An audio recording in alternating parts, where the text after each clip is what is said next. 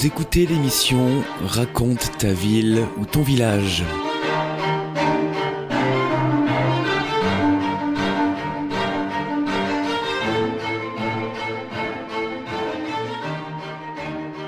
Bonjour à toutes et à tous, bienvenue sur KTB Radio. Aujourd'hui nous sommes avec Michel Chivalier, médiateur du patrimoine de la ville de Briançon.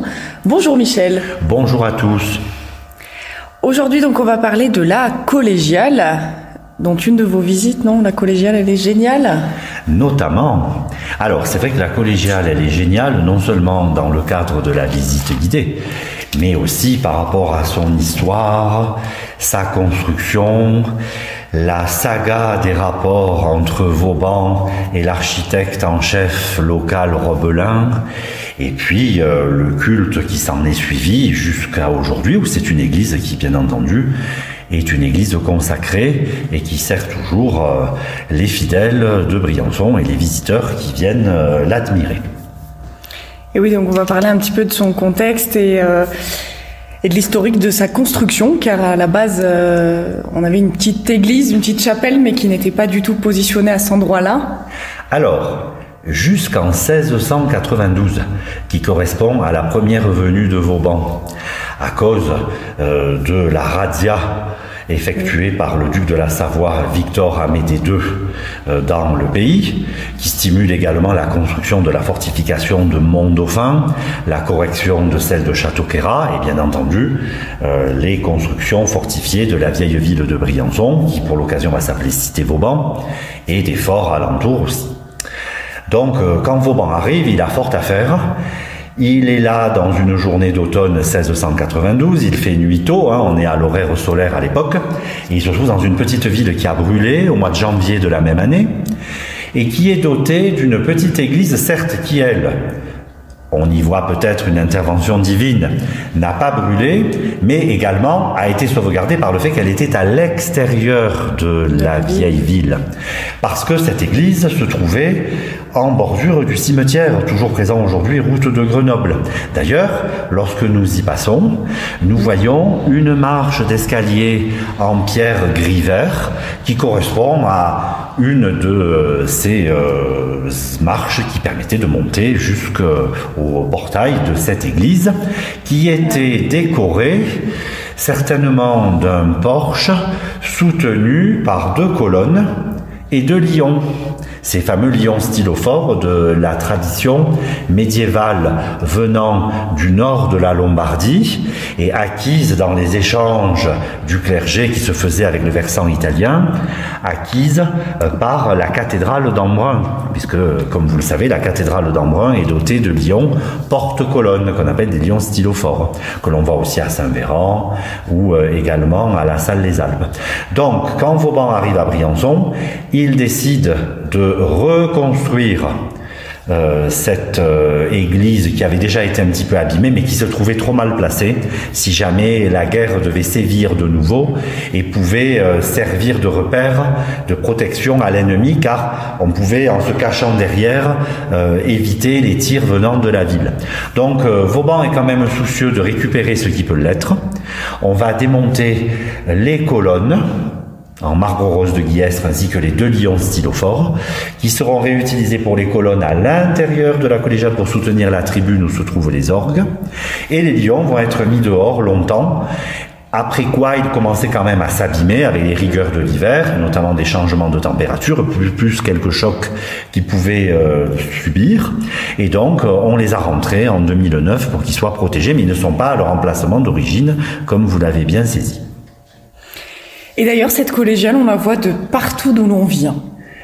Alors, de l'Italie, que ce soit en effet de Montgenèvre, en descendant le col, que ce soit en arrivant de Gap par la vallée de la Durance, ou que ce soit en découvrant Briançon depuis Serre-Chevalier par la vallée de la Guisane, la collégiale vous apparaît. Elle vous apparaît au milieu de la situation et également en hauteur par rapport au fond de la vallée, à la convergence des vallées de Briançon, puisque vous le savez, Briançon est une remarquable étoile de vallées confluentes, certainement une des plus belles de toutes les Alpes, en particulier des Alpes internes. Alors justement, le but de Vauban est à la fois de fortifier la ville, c'est son but premier, et en même temps de la reconstruire un petit peu plus largement pour que les incendies aient moins de prise sur la ville, en aérant un petit peu plus les quartiers, en faisant des îlots d'habitation. Mais il y a 3500 personnes.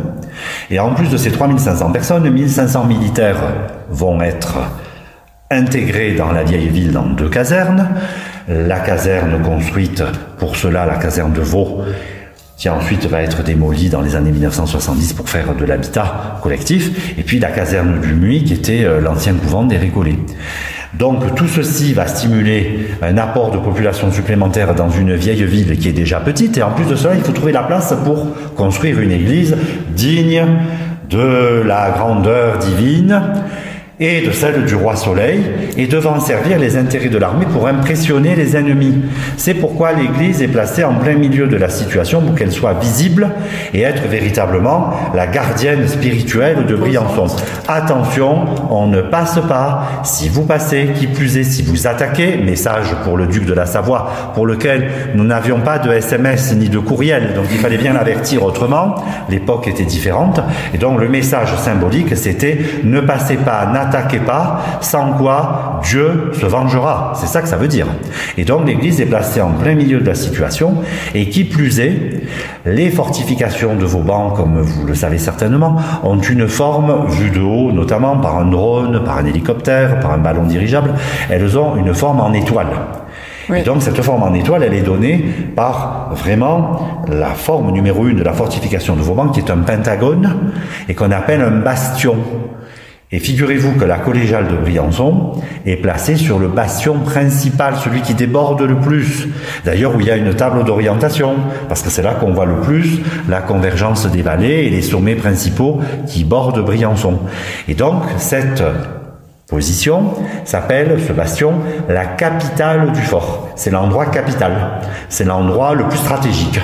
Donc, à la fois, vous avez le bout du bastion où on pouvait mettre des canons, et à la fois, vous avez l'église avec ses 2 clochers et ses cloches. Vous voyez, il pouvait y avoir le son des cloches et le son du canon. Alors, de prime abord, ça peut paraître assez paradoxal, mais ça vous montre bien qu'à Briançon, l'aspect religieux, l'aspect défensif, l'aspect du pouvoir royal et de la notoriété de cette ville qui est censée défendre les intérêts du Dauphiné et de la France à l'intérieur comme à l'extérieur est quelque chose qui est bien perçu jusqu'à Versailles, et que les intérêts du roi sont bien compris par Vauban et par ses travaux qu'il a à Briançon pour la vieille ville d'une part, pour ses remparts d'autre part et pour la collégiale enfin, menés à bien. Mais il n'était pas seul et il fallait qu'il soit entouré de différents corps de métier. Alors justement, par qui était-il entouré? Et qu'est-ce qui s'est passé dans la construction de cette église? Figurez-vous que la construction est décidée à partir de 1692. Mais vous savez ce que c'est, hein? L'État n'est pas réputé pour débloquer les fonds le plus rapidement quelquefois. Et donc, Louis XIV se fait prier, et pourtant Vauban doit faire passer le message parce que Louis XIV est monarque absolu de droit divin.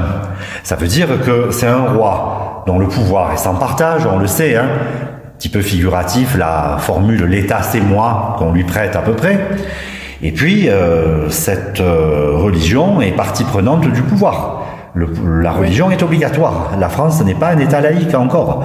Alors à la fois, l'ancienne église a été démontée pour pas qu'elle soit une gêne par rapport à la défense de la ville, mais à la fois le roi tarde à débloquer les fonds pour construire la nouvelle, et de surcroît, la religion est obligatoire, donc il y a quelque chose qui ne s'explique pas.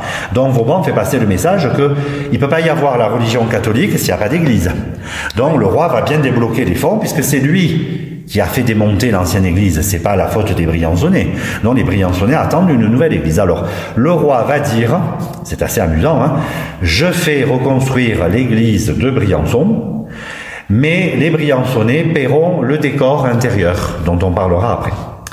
Et comme Vauban ne peut pas faire tout seul, il a toute une série de corps de métier autour de lui, dont l'architecte en chef de la reconstruction de Briançon et en particulier de la construction de cette nouvelle église, qui ne s'appelle pas encore la collégiale, ça viendra après, avec une consécration plus tardive en 1720, eh bien, grâce à ça, eh bien, on va avoir un architecte en place qui s'appelle Robelin.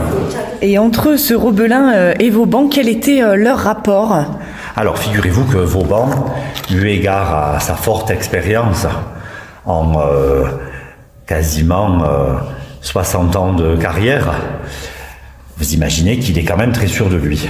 Alors c'est sûr que quand Vauban a différents corps de métier qui travaillent pour lui, c'est-à-dire pour l'État, quelquefois il peut y avoir des dissensions. Et le fameux Robelin, qui avait été missionné pour être l'architecte en chef de la construction de la collégiale, représentant les intérêts non seulement de Briançon, mais également de l'État, via Vauban, qui était en position un petit peu de dirigeant des opérations, les rapports se sont très vite gâtés. Et donc, Robelin, pour se venger, est parti avec les plans de la collégiale. Ce qui fait que la collégiale a commencé véritablement en 1703 d'être construite, jusque vers 1706, cas un cas, les choses se sont déroulées à peu près normalement. Et puis ensuite, tenez-vous bien, il y a eu une interruption de 6 ans. Et elle a été reprise qu'après. Donc, vous imaginez, pour une église qui a été construite entre 1703 et 1718, c'est-à-dire finalement une quinzaine d'années, dans laquelle il y a une interruption pareille, on peut se dire que la collégiale est en très bon état et a été finalement bien construite parce qu'elle aurait pu subir les affres du temps pendant cette interruption à une époque où on ne parlait pas de réchauffement des températures et où les hivers étaient beaucoup plus rigoureux qu'aujourd'hui. Alors donc Robelin est parti. On n'a pas bien retrouvé sa trace, mais quand même, il s'est manifesté parce qu'on lui devait de l'argent. Et il a menacé, évidemment, c'était un petit peu le jeu du chantage, de ne pas rétrocéder les plans tant que son salaire n'avait pas été payé. Bref, l'affaire a réussi à être démêlée, mais on n'a pas tout récupéré. Et tenez-vous bien, on a dû terminer les travaux de la collégiale, finalement, avec des devis. C'est-à-dire que les devis et les premières factures qui arrivaient stipulant qu'il y avait besoin de tant de matériel témoignaient à peu près de ce qu'il fallait faire et des dimensions et du temps passé à le faire. Et c'est comme ça qu'on est arrivé à la terminer. Bon, vous voyez, ça fait un clin d'œil. Aujourd'hui, on a l'outil informatique et quelquefois cet outil informatique fait défaut. Il ne remplacera jamais, évidemment, l'outil du cerveau. Ouais. Voilà. Et donc, finalement, la collégiale tient bien debout par ses dimensions, qui sont de 26 mètres de largeur, donnant sur une entrée qui ne se situe pas à l'ouest, comme c'est généralement le cas. Un chœur qui n'est pas à l'est, parce qu'on a dû mettre l'entrée du côté de la vieille ville pour qu'en cas de guerre, il n'y ait pas de victimes. Parce que sans quoi, si on avait orienté l'église, l'entrée aurait été du côté des remparts, ce qui était trop dangereux en cas de guerre. Il faut se mettre toujours dans cette posture-là, même si on ne la souhaite pas. Et donc, cette construction de 26 mètres de large et de 52 mètres de long est une construction qui a nécessité, vous imaginez, la création d'un bastion capital qui est hors norme. D'autant plus que pour qu'on voit l'église de loin et que le son des cloches porte, on a élevé les tours à 48 mètres de hauteur. Vous imaginez, quasiment 50 mètres de hauteur. On peut se dire que cette collégiale, c'est véritablement un vaisseau amiral amarré sur les remparts de Briançon. Et il y a d'ailleurs toujours des correspondances entre la montagne et la mer. On en reparlera dedans, avec notamment l'iconographie. Ce qui fait que cette église, dans ses 2 clochers, comporte 4 cloches. La cloche la plus ancienne est placée dans le lanternon, car ces 2 clochers sont ouverts de baies jumelles sur les différentes faces, coiffé par un dôme incliné. Et ce dôme incliné, il est véritablement intéressant parce qu'il est couvert d'ardoise et il se termine par un lanternon avec une boule et une croix. Et dans le lanternon du clocher nord, il y a la plus ancienne cloche encore visible, si on y prête attention, de Briançon, qui est la cloche des consuls de 1664. Et c'est elle qui sonne les heures et les demi-heures. Alors que 3 autres cloches, la grosse, la moyenne et la petite, se trouvent dans le clocher sud, au 2e étage de ce clocher sud. Donc c'est quand même extrêmement intéressant. Les 4 cloches formant ce que l'on appelle un carillon 4. D'accord?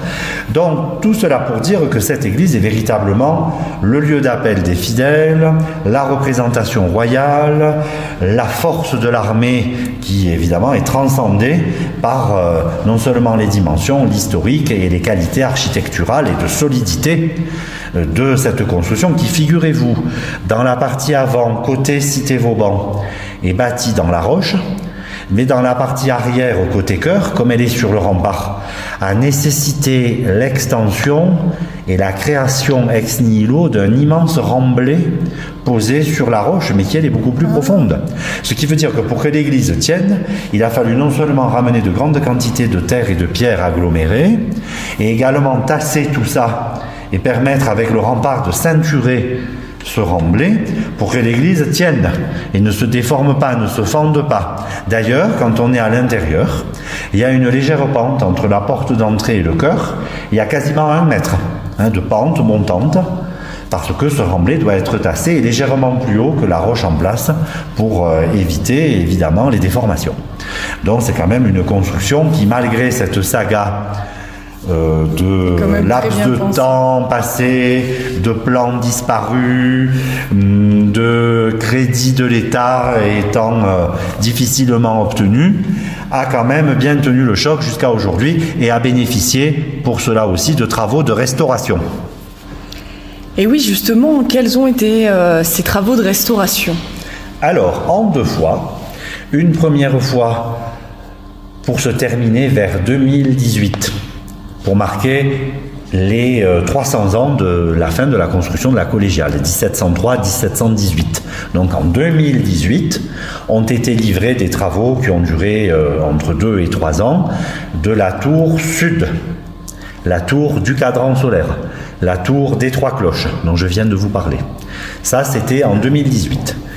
Et puis, pour 2023, ça aurait dû être avant, mais avec la crise épidémique de la Covid, des retards ont été pris, comme vous l'imaginez.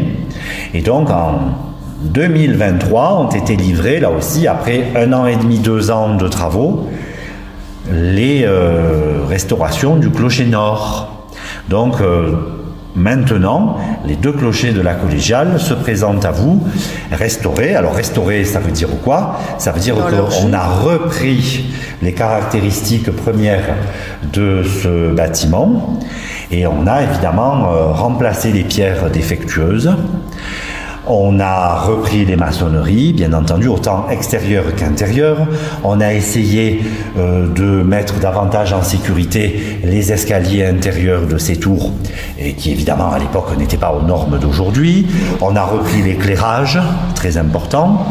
Donc toute cette restauration vise à la fois les qualités artistiques, mais aussi l'accessibilité et la sécurité évidemment du public, parce que comme vous l'avez dit, la collégiale elle est géniale, et donc permet à des visites guidées de se faire non seulement de l'église, mais également de ses clochers, avec tout ce qui est l'aventure de ces cadrans solaires, de ces horloges, soutenues par les enseignants de Briançon, le lycée de Briançon, les élèves donc, un accord avec la paroisse et la ville, et qui fera l'objet certainement d'un autre entretien, tellement cette opération est intéressante, il y a de quoi en dire.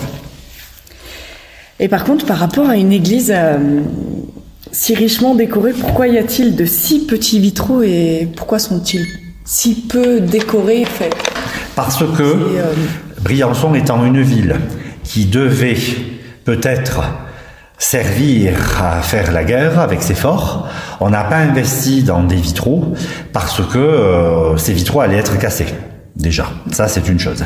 Et puis ensuite, dans les documents d'archives, on trouve qu'avec les courants d'air, le vent qui arrive de la Lombarde, c'est-à-dire du col de Montgenèvre, et puis le vent marin qui lui arrive de la vallée de la Durance, ou le vent du nord par la vallée de la Guisane, eh bien on pouvait avoir aussi de nombreux désagréments, et les vitraux ont été cassés à plusieurs reprises. Donc à la fin, le parti a été pris de ne pas les remplacer. Et nous allons pouvoir maintenant entrer dans la collégiale. Alors, une fois à l'intérieur de cette église, comme on l'a dit, passer les 2 colonnes, les 2 lions qui sont des remplois de l'ancienne église, on notera que ces sculptures et ces tailles de pierre sont réalisées sur du calcaire griotte, dit le marbre rose de Guillestre, et que ce calcaire griotte est beaucoup plus ancien que le plissement alpin. Et donc, on n'est pas étonné de trouver dessus des restes de fossiles, et notamment des escargots marins qui sont ni plus ni moins nommés des ammonites. Et ça se voit au moins à un des endroits. Et donc, une fois qu'on a passé cela, on découvre évidemment, comme on l'a vu à l'extérieur par ses grandes dimensions, on découvre des volumes assez considérables pour une cité Vauban qui est quand même plutôt petite, où là on comprend bien que un des buts de la construction de cette église, c'était véritablement de marquer la grandeur de Dieu, du roi et de l'armée.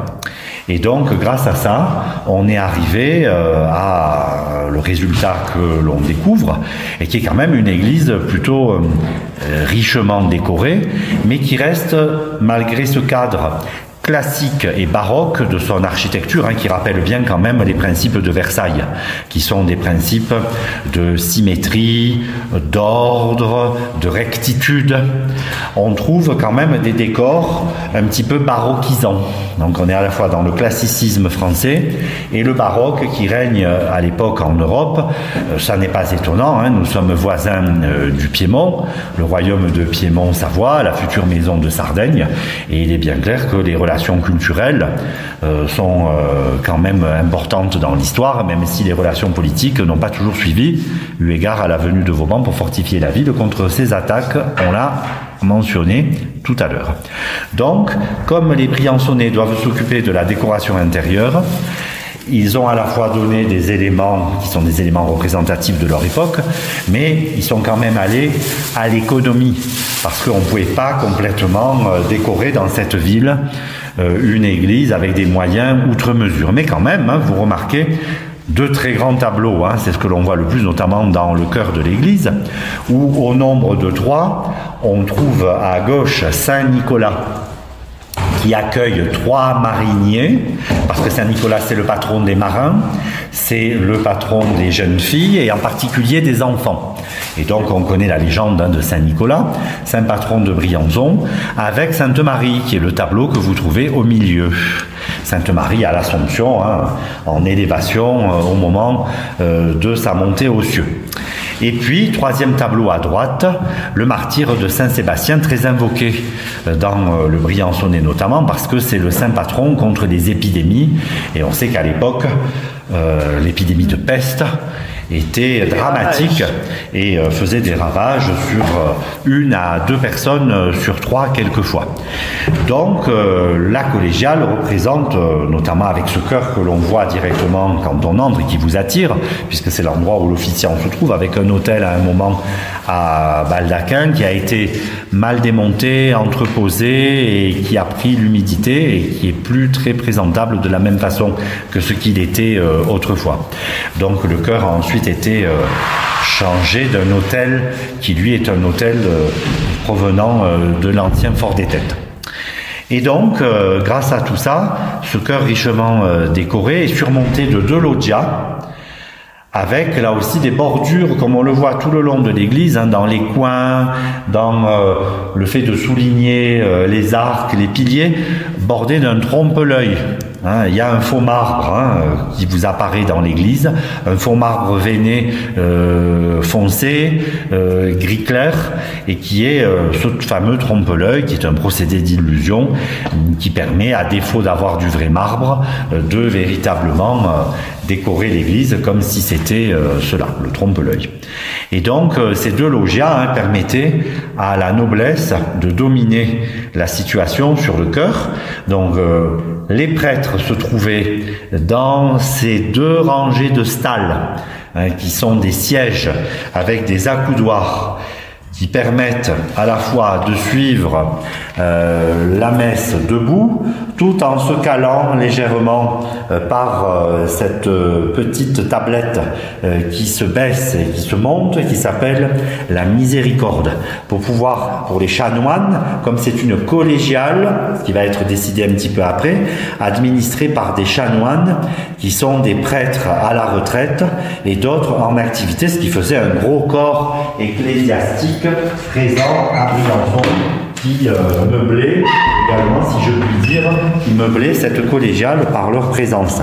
Et qui d'ailleurs, ces prêtres pouvaient traverser entre le collège, c'est-à-dire le presbytère, qui est ni plus ni moins que la salle des mariages actuelle, qui est un bâtiment municipal où se trouvait l'ancienne mairie de Briançon jusqu'en 1985. Donc les prêtres pouvaient passer par l'étage de ce presbytère, de ce collège, pour accéder directement à la collégiale et ne pas avoir à passer par le verglas, la neige et le blizzard, notamment d'hiver bien sûr. Donc ces deux loggias, elles témoignent de la présence potentielle de la noblesse, qui peut regarder les officiants, c'est-à-dire l'archiprêtre, et puis les prêtres et les chanoines autour, qui étaient très nombreux à l'époque.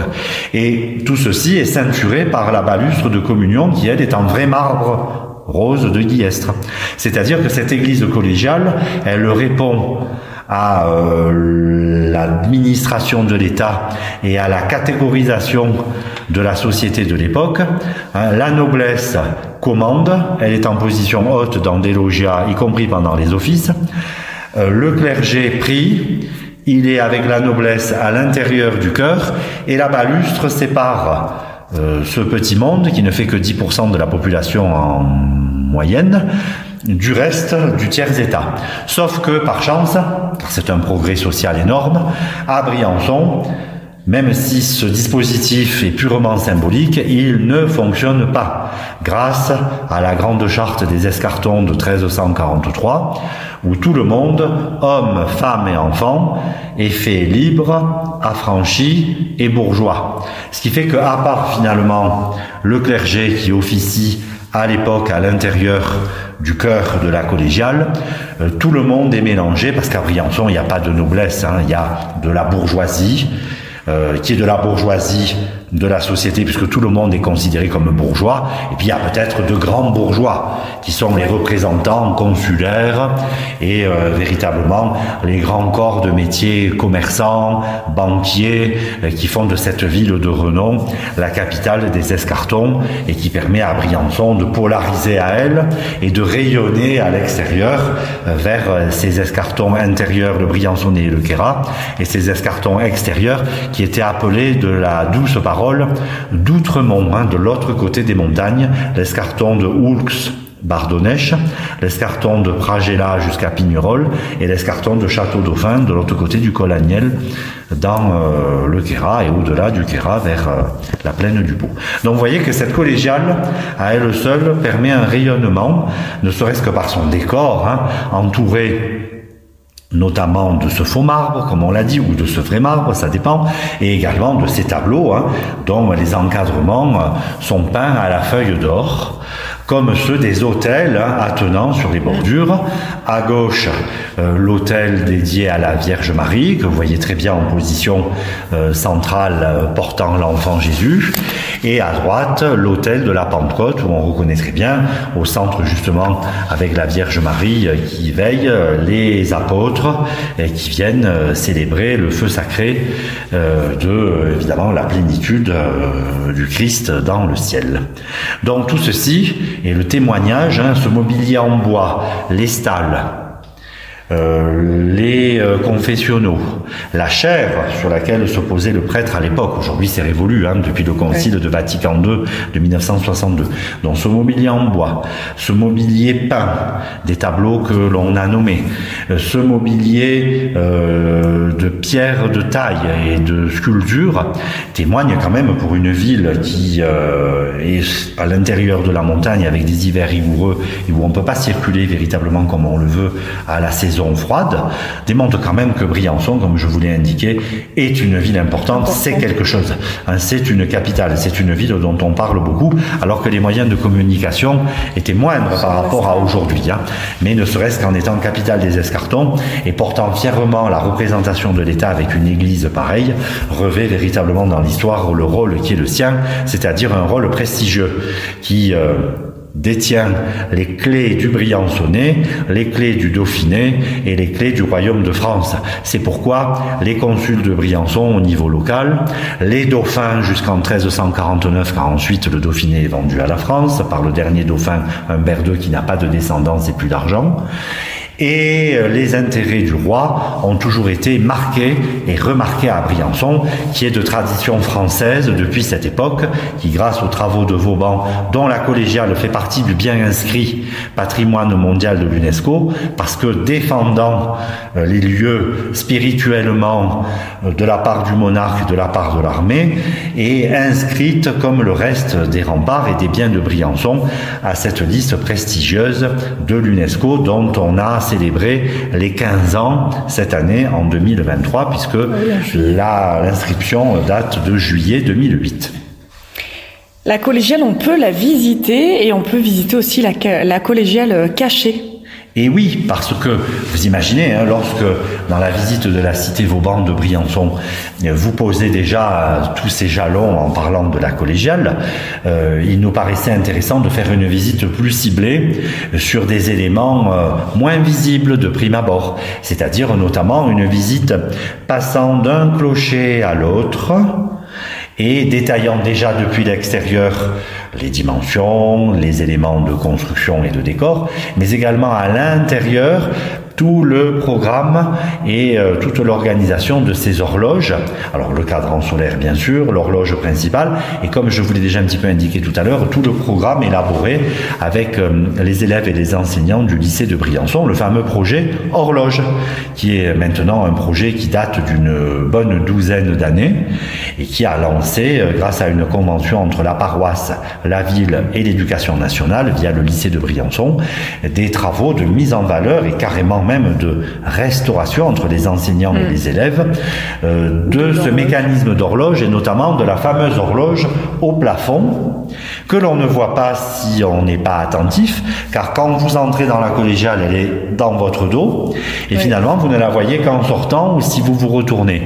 Mais pendant un office, en principe, on ne se retourne pas, on suit l'officiant, on ne regarde pas l'heure puisqu'on est concentré sur la messe et c'est véritablement en sortant que vous la voyez, ou des fois des langues un petit peu ironiques plaçaient l'humour à dire que c'était le prêtre qui la voyait, cette horloge, pour savoir si par exemple sur son sermon il était en avance ou en retard. C'est une horloge d'une seule aiguille mais qui marque bien les quarts d'heure, les demi-heures, parce que l'espacement entre les différents chiffres romains est suffisamment important pour qu'on voit bien l'heure que la seule aiguille montre. C'est la plus grande de 5 horloges qui ont été recensées ainsi en France. Celle de Briançon serait la plus visible parce que ses dimensions sont quand même relativement grandes et grâce aux travaux des élèves du lycée, de leurs professeurs et des services techniques de la ville de Briançon, on a pu la mettre en lumière pour véritablement créer l'effet de surprise sur nos visiteurs. Donc dans cette visite, la collégiale, elle est géniale.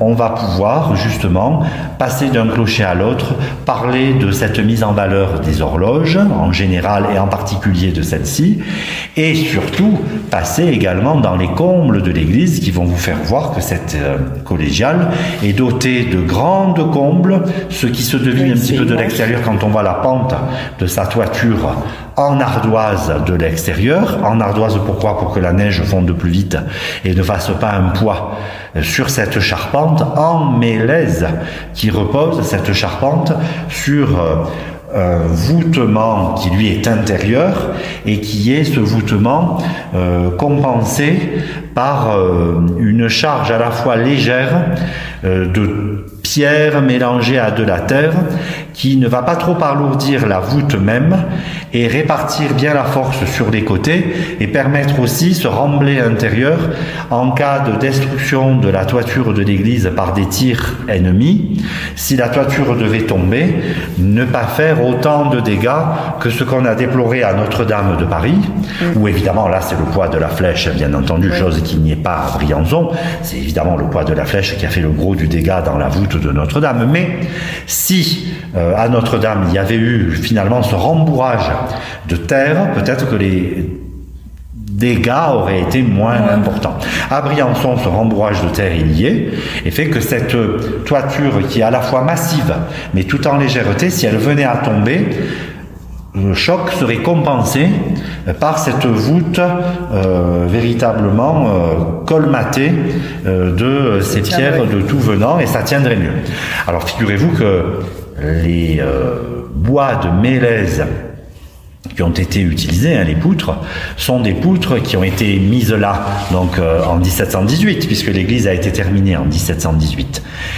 Et on a fait une étude grâce évidemment au carbone 14 ou à d'autres procédés permettant de remonter le temps.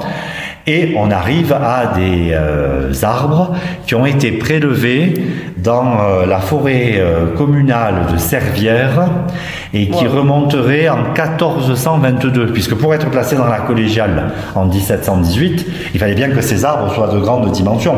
Ça ne pouvait pas être des arbres de 30 ans.